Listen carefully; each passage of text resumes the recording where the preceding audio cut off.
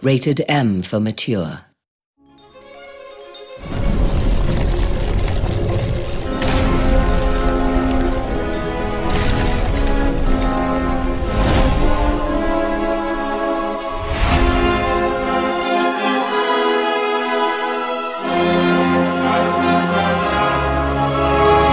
So I'm Grant Kirkhope. I'm the audio director at Big Huge Games.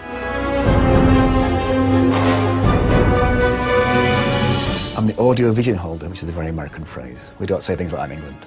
I'm the guy that kind of has to have the overview of how I think the game should sound in its entirety, which that involves everything from voiceover to sound effects to music to the whole thing. I kind of come up with that general scope.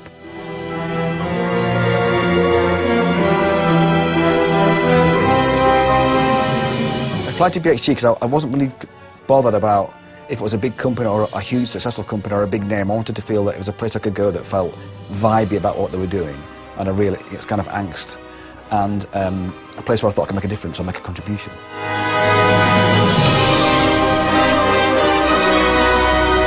My career to date has been, I've had quite a lot of broad appeal games like Banjo-Kazooie and Donkey Kong and those kind of games. But I've never had to write anything musically, certainly on the scope of this game. You know, it's a very overblown, gigantic world, and you know, I have to make sure that the music and the sound effects match up to that.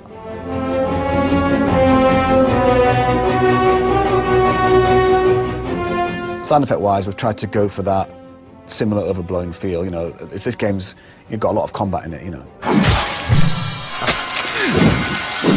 Getting that balance right is difficult, to make sure all the spells and all the hits and all the stuff sound appropriate to the level of intensity you put into the sword swipe or the big spell that you cast and stuff like that, you know. So it's very easy to get lost in it and to try and just make it one step louder, and then if it just blows up, it never works like that.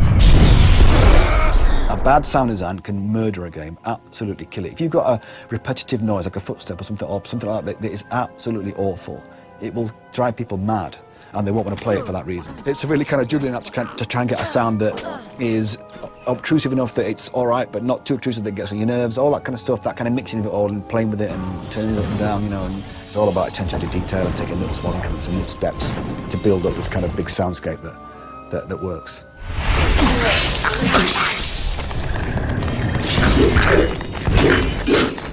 I think that as time's gone on, the two roles are split more, so you get guys who do just sound design and guys who do just music, and I like to do both.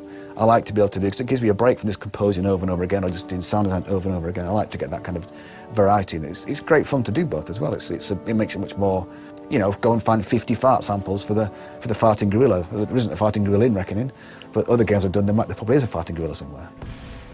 I've tried to really take a step up on my own kind of development to try and make myself work harder than I do before, so I've tried to learn an awful lot more to make the boss music and all the music in the game sound bigger than normal.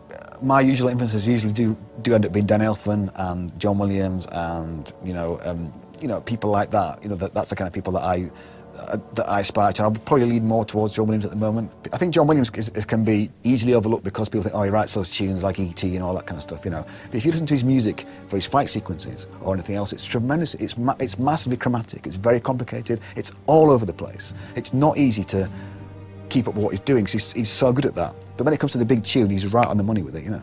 So I have tried in my own small way to do something like that, and I'd like to think that it sounds a bit different to other people's games. I've tried to be different with our game. It's very dark, there's lots of big sequences that are just complete minor chord after minor chord after minor chord. It doesn't change. There's very little major chordness in a lot of the levels. In one of the particular regions, it's just major chords strung together, major triads, and that's just to make it sound different.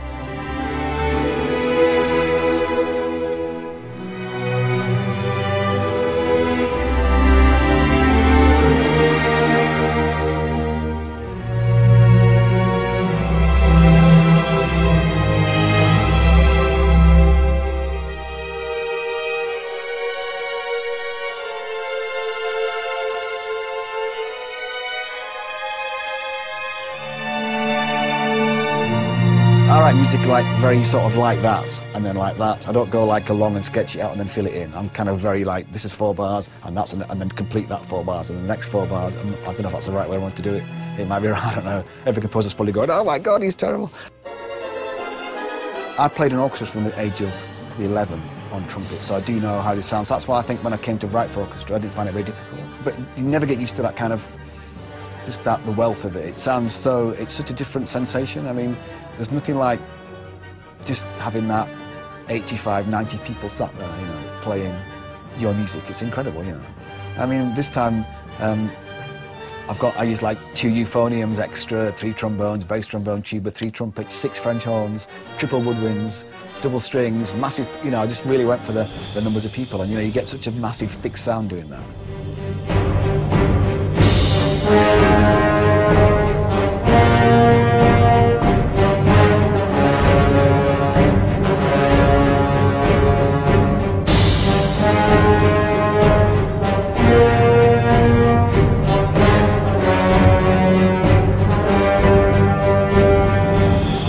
We really believe in it a lot. There's a lot of love for the game.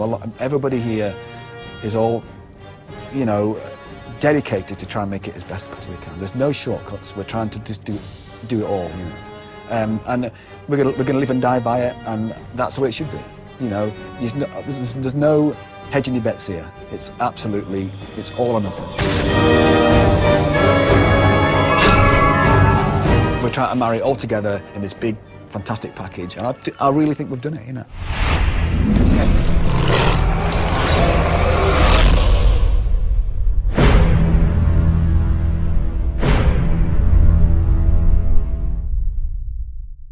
I apologise for the Donkey Kong rap.